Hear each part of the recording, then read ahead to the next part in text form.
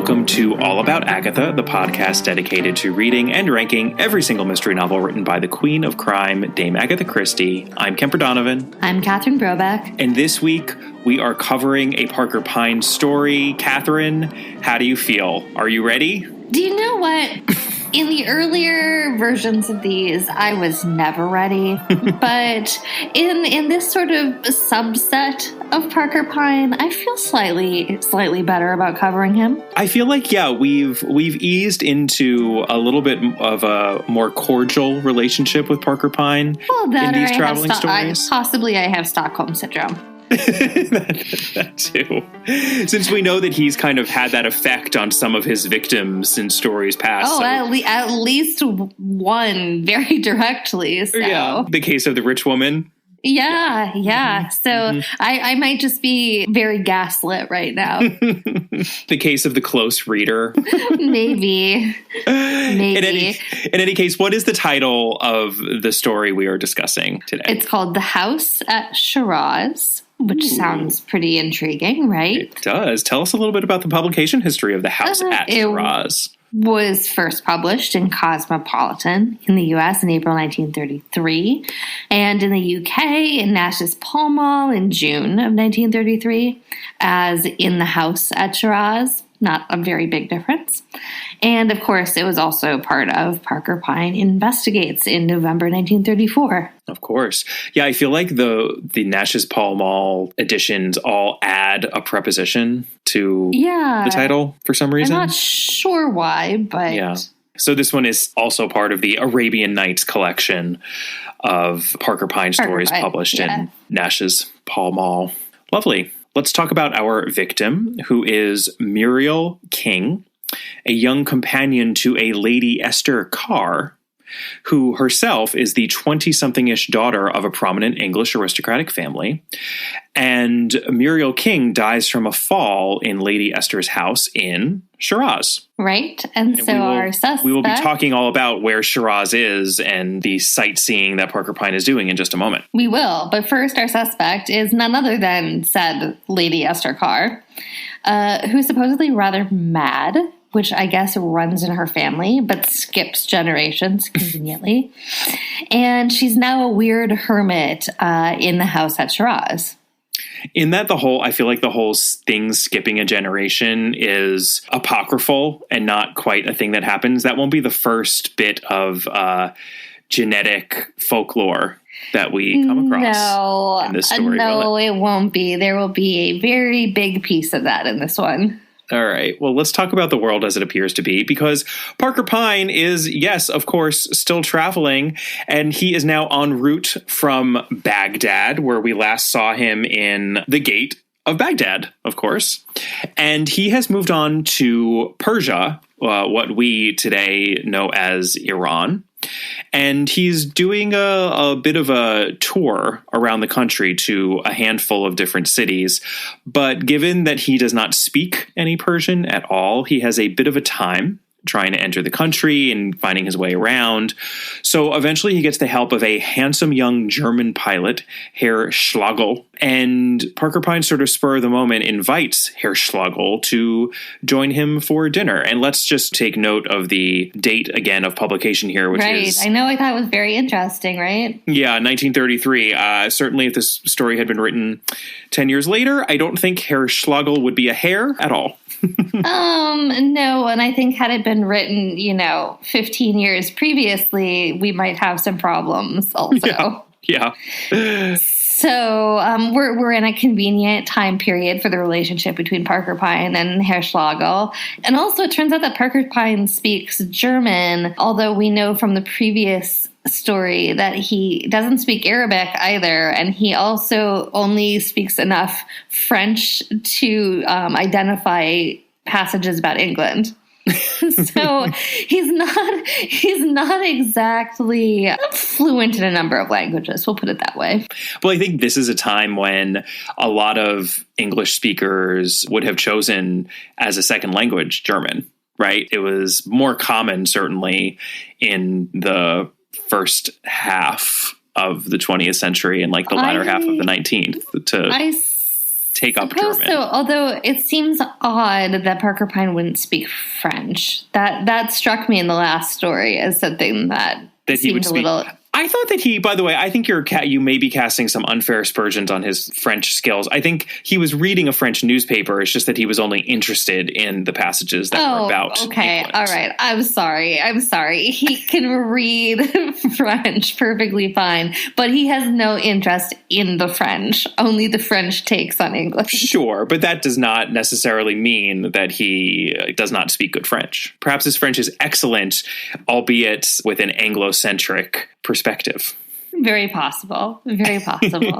I have a memory myself when I was in elementary school, and I have two older sisters, and I think one of them was trying to pick what language she was going to take as her second language, and her choices were French, Spanish, and German. Mm-hmm. And that would have been probably in the mid-'80s, and I can all but guarantee that German is no longer offered at that school or any typical American high school or middle school. It would have been 15 years later or something for me. And I had been taking French from like a younger age, but I think that German was still offered then too. Really? Yeah. Mm-hmm. Yeah, no, I mean, it's not like it's unusual to study German if you're an American. It's still in a lot of art history and comp lit programs to go to graduate school. At least reading knowledge of German is often a requirement. Yeah, and I know now I'm worrying that we're going to anger some German listeners by seeming to convey the sense that learning German is beside the point, which is not at all what we're saying, just that I think there was a period when it was more commonplace than it is now for us Americans. In any case, let's move on because Parker Pyne sure is moving around, isn't he, Catherine? Oh, yeah, he is. And he is hoping that Herr Schlagel will be his pilot to Shiraz, just as he has been the pilot from Baghdad to Tehran. But unfortunately, Schlagel is returning to Baghdad. He does, however, have a particularly bad relationship to the city of Shiraz, having once taken two young women there, the Lady Esther Carr and her young companion Muriel King, who Schlagel had become enamored with, enough so that he had returned to Shiraz to see her. Unfortunately, right after that, she died in a freak fall, and the Lady Esther became increasingly mad, cutting off all contact with British society. I think the terminology is rather offensive, but, she basically, quote-unquote, goes native and only sort of dresses in the local style and associates with the locals in Shiraz and has nothing to do with any Europeans and mostly, in particular, the British. Right. By the way, I believe that before he even gets to Shiraz, between Tehran and Shiraz, he also goes to Isfahan, another Persian city that he part of his grand visits. Tour. Yeah. Part of his grand tour. I'll be honest with you, I obviously have heard of Tehran, but I was not familiar with either Isfahan or Shiraz. And Shiraz was famous for its poetry, right? Correct. Shiraz is, it's steeped in Persian history. It's associated with winemaking, interestingly, as well as poets and literature and gardens, which are all good things. I feel like if Dolly Bantry were going to hit any city in Iran, it would definitely be Shiraz. Yeah, we get Parker Pyne visiting the tomb of the famed poet Hafiz, actually, when he's in Shiraz, and before he gets embroiled in the central story. Yeah, and Isfahan, too, is another major city in Iran that has a lot of classical architecture and cultural artifacts, and it's more commonly referred to as Isfahan now. But, the more you know, it's always good to... And I do think it's really funny that Pyne finds the other two cities much more interesting than Tehran, because we actually heard a little about this, about his opinions about Damascus in parts, but he has some very particular thoughts on what he wants a city on this Arabian Nights sort of trip to look like, and Tehran to him is too modern of a city. I think he's looking for a magic carpet flying in the air. Yeah, Parker Pyne is practicing a little bit of a gross form of Orientalism in this. Oh, absolutely. Absolutely. So, yeah. Yeah. And let's be honest, and this is actually what I find charming about these Parker Pyne stories abroad. You know, Christie is drawing on her own love of travel and the fact that she herself, I'm sure, visited all of these places. Right. We know that she was for decades, at least once a year visitor to the Middle East with her husband on archaeological digs and whatnot. And I think you can tell in the sort of quotidian details that have been put into the gate at Baghdad, and now as he's going from Baghdad into Iran. And I guess we're supposed to assume that they got to Baghdad safely in that Pullman coach lugging 2 dead bodies across the desert. Right. Well, they seemed like a pretty hardy bunch, having solved a murder while stuck in the mud. So yeah, because I actually don't even think we mentioned it when we covered that story, The Gate at Baghdad, but the murderer, after he is caught red-handed by Parker Pyne, poisons himself like any good James Bondian sort of villain with what Pyne guesses is prussic acid in his cigarette. So yeah, that means they really are lugging 2 corpses across hundreds of miles of desert. Perhaps they just tied them to the top of the bus. National Lampoon style. Right. She can't weigh more than 100 pounds. Oh, no. You can't put her up on that roof. Yes, he can. You want me to strap her to the hood? What's the difference? She'll be fine. It's not as if it's going to rain or something.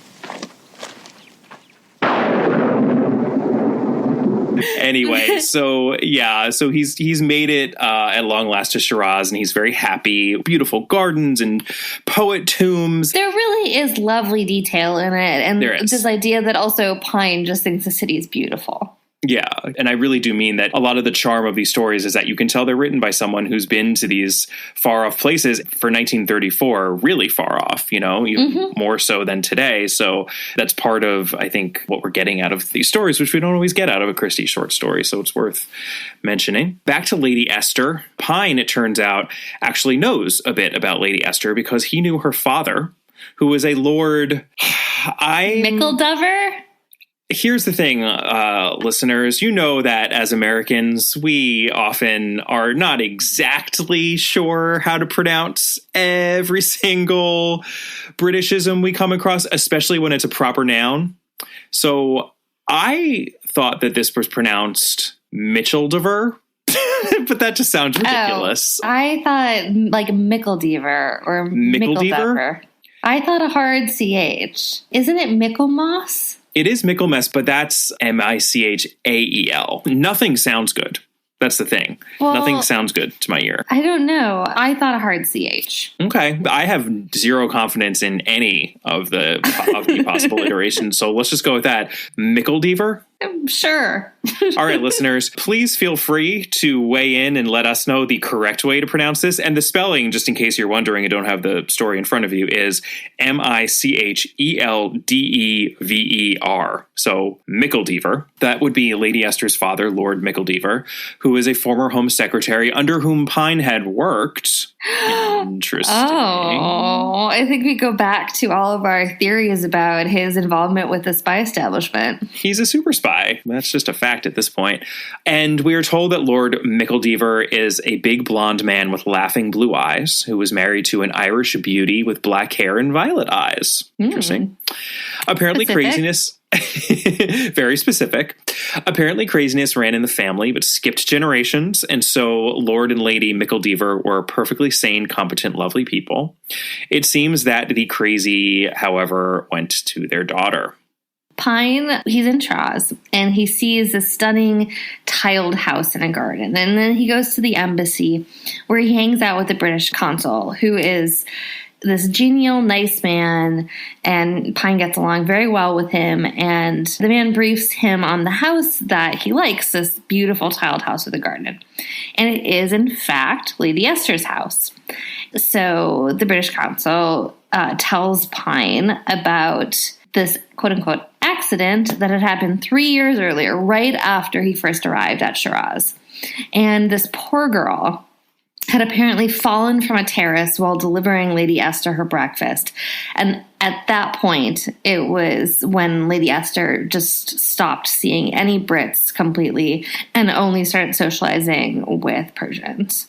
Right. So Parker Pyne, being Parker Pyne, sends her a note of introduction along with a copy of, oh yes, his very famous newspaper advertisement. Which apparently he just cuts out 1 million of them and puts them in his bag for wherever he goes. I think he's got a whole little case of them. It's his calling card. It's essentially his calling card. I love that we get it reproduced yet again in this story. But I'm just why aren't they a business card? Instead, they're weird cutout newspaper clippings. I know. We always get the edges of the I know newspaper. That they're ragged. It's just he's been ripping them out instead of just having it printed. It's very odd. That would be his Are You Happy ad, of course. And Lady Esther, somewhat surprisingly, although perhaps not, given that it is Parker Pyne and he doesn't take no for an answer, or he knows how to get his way, as we've seen time and time again.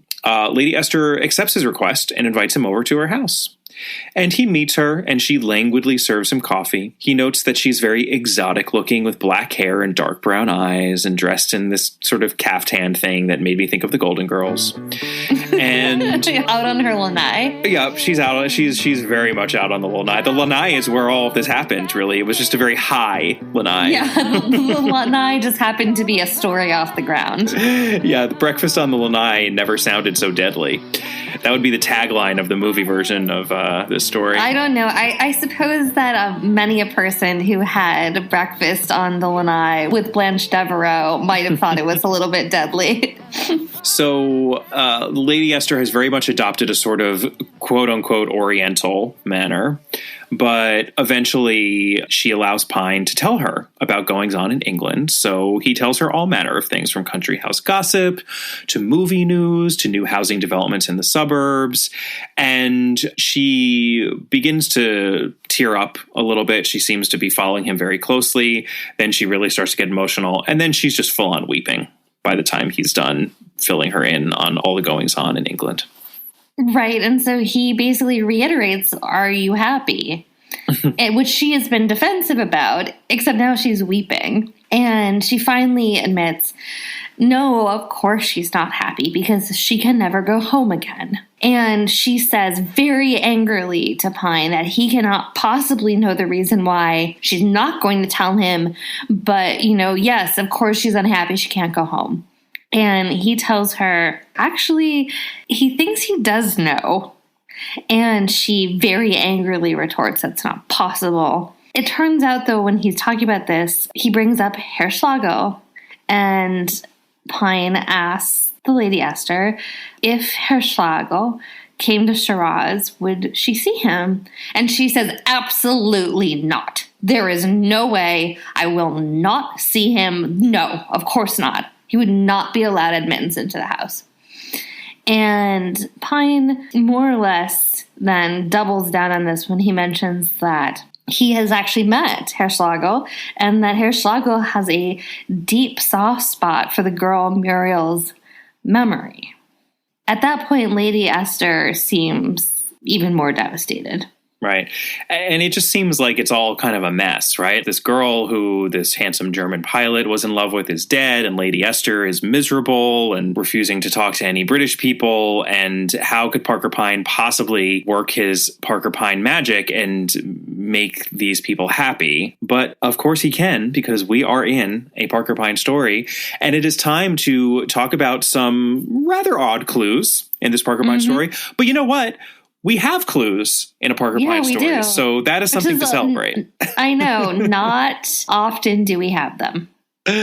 So the first clue is probably the best one, actually, which is that Lady Esther has shut herself off, but only from British people.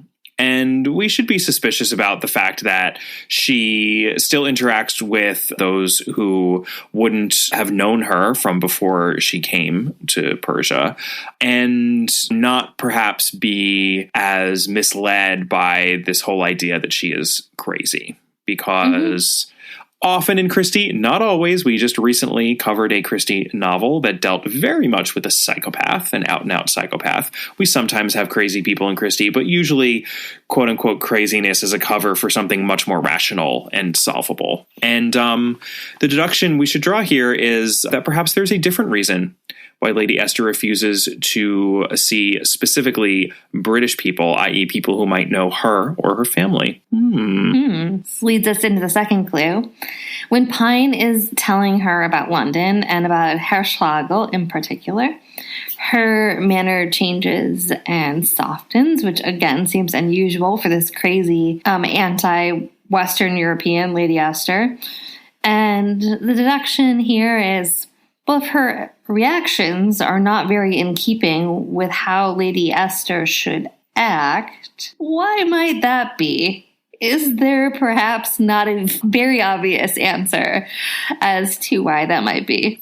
And we'll get to it when we sort of resolve this, but a really close reader would also do well to note when she tears up in terms of what Parker Pyne is telling her about the goings-on in England, because it's not necessarily when you would think that Lady Esther would tear up, but perhaps someone else might.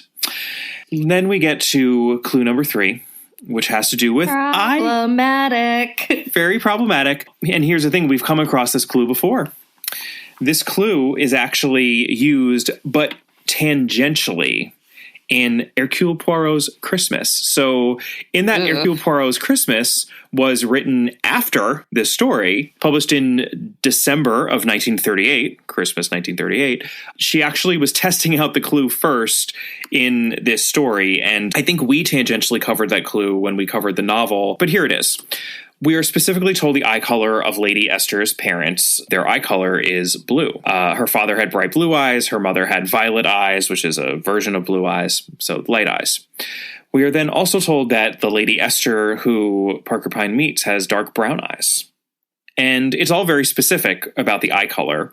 And Christie's point here, and the deduction that we are meant to make, is that two blue-eyed people cannot have a brown-eyed child. Now, that is not actually true.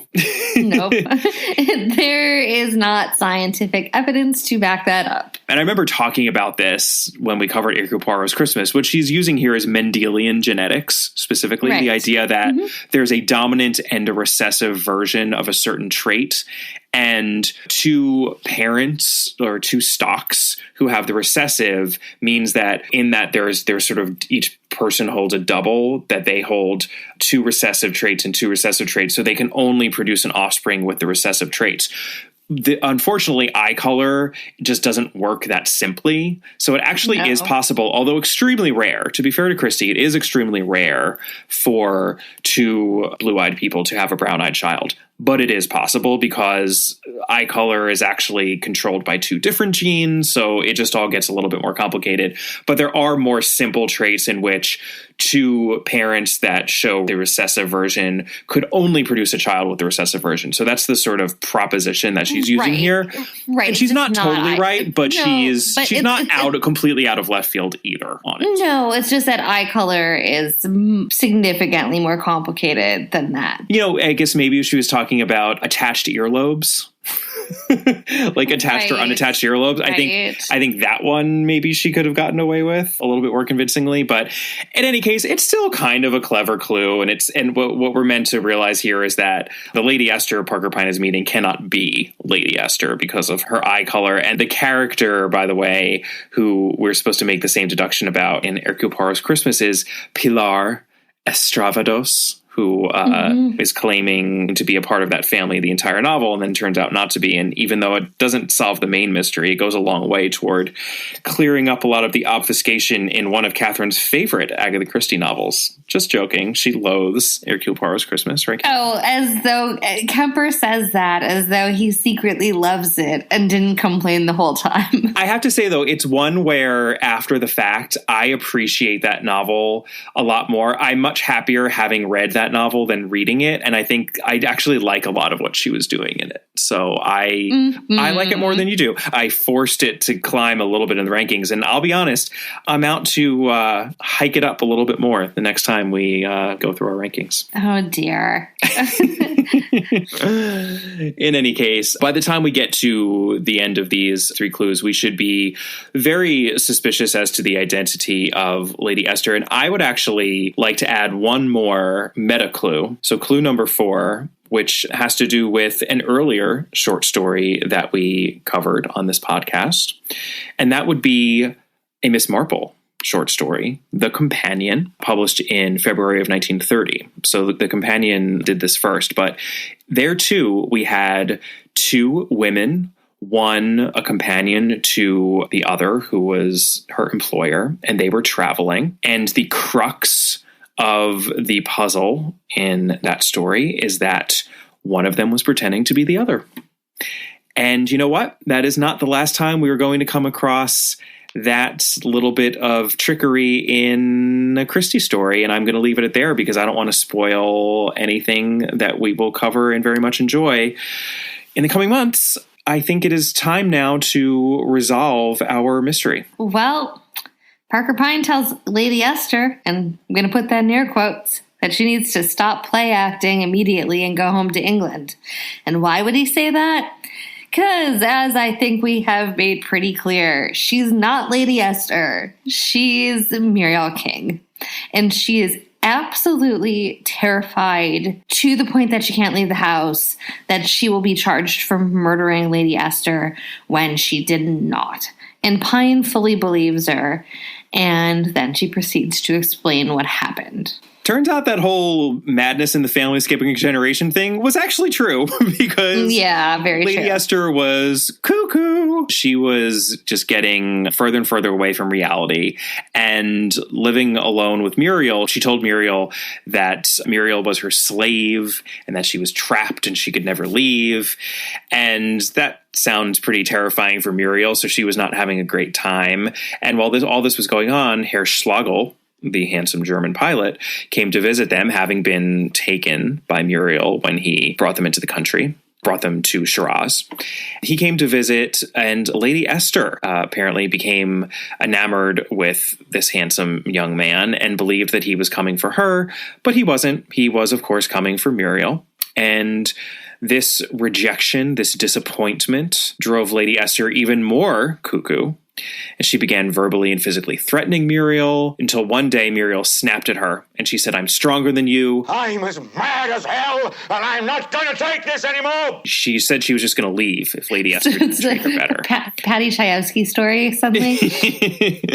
And then she kind of stepped towards Lady Esther. I imagine her like doing it with a little bit of like a chest pump at the same time, like, Lady Esther, take that. And Lady Esther was taken aback, literally, because she was standing on the edge of the upstairs terrace when this happened, and she took a step back as Muriel lunged at her or stepped toward her.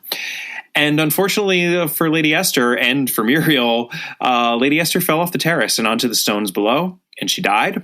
And Muriel just went into a panic, and she threw the breakfast tray down too, to support this whole idea that Muriel, quote unquote, had fallen off of the terrace carrying the breakfast tray, because of course it would be the companion who had the breakfast tray, not Lady Esther. Then, fearing what would happen, she called the consulate as Lady Esther, knowing that her society status would shield her from a murder charge of her poor companion. And she said, "This is what happened." And even if other people would talk as they did and wonder if that really had been an accident, she knew that she would never be arrested. Whereas if she had told the truth, she may not have been protected in the same way.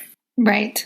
Unfortunately, what happened after is that she had to cut off all contact with British people, and in fact, Western Europeaners in general, because, you know, Lady Esther obviously came from a well-known family. She was afraid that someone would know who Lady Esther was and would realize the deception, and then it would be even worse for her than if she had just said something originally, because now, on top of what appears to be a murder, you also have a cover-up of it. So the crime, it's the cover-up. Well, here it's right. both the crime and the cover-up. Well, right. And so, well, except there's not really a crime, right? It's the perception of a crime. So she can't go home or speak to her own countrymen. She can never also see poor Herr Schlagel again. I smell the resolution of a love story. So Parker Pyne then tells her about the British consul who he knows personally.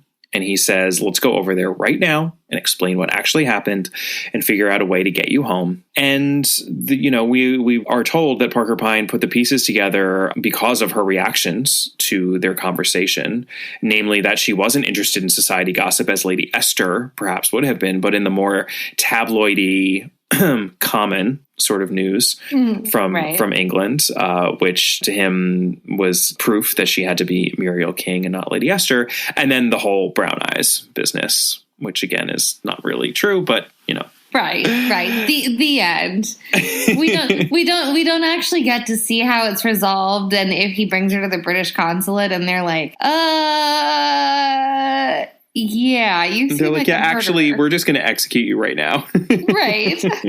But you know what? Parker Pyne moves on to another city, I'm sure. We will get there sooner rather than later. And he has, not only solved a mystery, but perhaps brought two lovers together by uncovering the truth as opposed to begging at least one of the parties to lie. So I'd say all around, this is actually one of the better Parker Pyne stories that we've covered in a while. Oh, yeah, I think it's pretty good. I quite enjoyed this. I enjoyed his travels. I enjoyed that he actually seemed to be acting with compassion in this.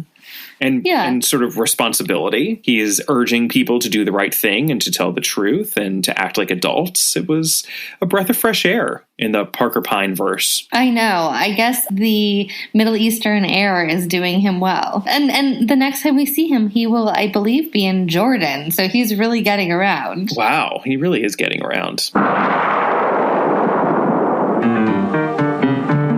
Well, that is The House at Shiraz, the latest installment of Parker Pyne. Join us next time for another Mysterious Mr. Quinn story, The Bird with the Broken Wing. We are, I think, hitting actually a pretty good streak with both Mr. Quinn and Parker Pyne stories. I've been really enjoying the ones that we've been covering in the latter halves of both those collections. Well, I usually enjoy the Mr. Quinn stories, although, as listeners will know, my feelings do not necessarily extend in a similar fashion to Parker Pyne, but that has changed a little bit recently. Absolutely. And then our next novel. Yeah, what is our next novel? It's Sparkling Cyanide, which features everybody's favorite Christie detective, Colonel Race. Oh my gosh. This is sort of an extra heads up because what I'd love to do is the episode after we cover Sparkling Cyanide, I would love to cover the short story that Sparkling Cyanide was based on, which is actually a Poirot short story entitled Yellow Iris, which itself was adapted as part of the Suchet series. So I always find it interesting when Christie expands her short stories into novels because sometimes it works, such as Evil Under the Sun. Sometimes it does not, such as Dumb Witness. We shall see what the case is for that one. And I actually have fond memories of Sparkling Cyanide. I remember being a quick, fun, very Christie-ish read. It has a good title, I have to say. Yeah, it does have a good title. I like it. All right. In the meantime, we'd love to hear from you as we always do. We would really love to see you over at our Patreon site. We're having a lot of fun over there with extra episodes and talking to our patrons. If you'd like to check it out and see what's going on over there and see if it's to your liking, you can find that at www.patreon.com, patreon.com/allaboutagatha. You can email us at allaboutthedame@gmail.com. You can find us on Twitter at allaboutthedame. You can find Catherine at Brobcat. Our Facebook page is All About Agatha, and our Instagram handle is All About Agatha. And we are still getting ratings and reviews, and we still very much need ratings and reviews because they help other people find the podcast, which is happening all the time. And we want to reach as many people as we can because we know that there are countless numbers of Christie fans out there, and we've only reached a fraction. So please do rate and review us when you get a chance. It so helps us out. And we will see you next time. Bye. Bye.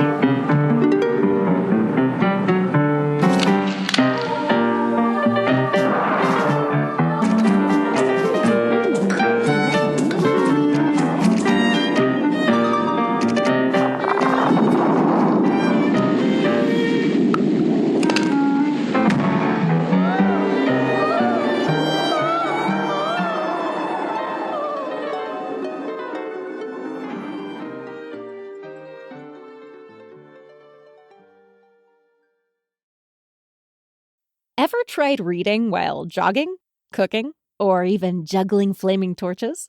Yeah, it doesn't end well. But with audiobooks.com, you can conquer books without the circus act. Dive into over 450,000 titles, including more than 10,000 free ones. Get hooked on a bestseller, find your next obsession, or finally read that classic you've been avoiding since high school. And here's the inside scoop. Sign up today for a free 30-day trial and snag your first 3 audiobooks on the house. Sign up for your free trial at audiobooks.com/podcastfree today. That's audiobooks.com/podcastfree.